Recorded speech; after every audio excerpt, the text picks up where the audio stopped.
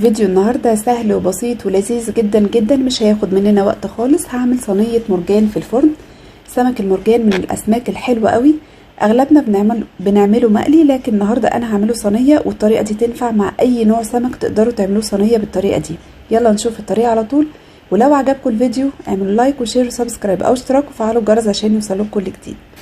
اول حاجة عندي نص كيلو سمك مرجان غسلته ونضفته كويس، وعندي خلطة السمك بتاعتي. هي عبارة عن توم، ملح، كمون، كزبرة، بهارات سمك.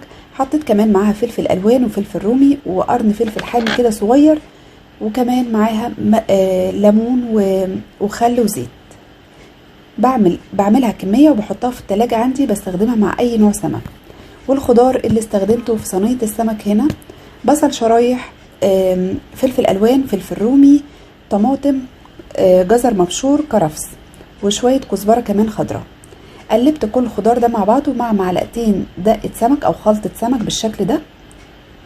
بعد كده جبت صينية حطيت فيها زيت، فرشة زيت بسيطة، وحطيت فيها الخضار بتاعي اللي انا تبلته بتتبيلة السمك.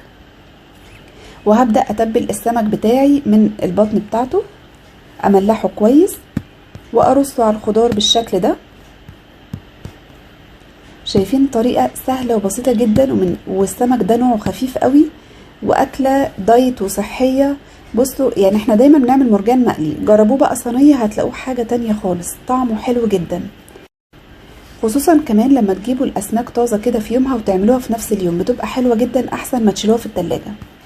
الاسماك الحاجة الوحيدة اللي انا ما بحبش اخزنها خالص عندي، ودايما بتطلع حتى في اوردراتي كلها طازة بالشكل ده. كده خلصت كل الكمية. احط بقى عليها شرايح ليمون، وعلى الفرن على طول ربع ساعة بالظبط. شغلت الفرن، الشواية والفرن مع بعض، وبس كده. وطلع عندي احلى والذ واخف صينية سمك مرجان بالشكل ده. الصوص اللي نازل حلو قوي، الخضار متبل حلو، كمان ممكن نحط شرايح بطاطس مع الخضار ده برضو بتبقى جميلة جدا.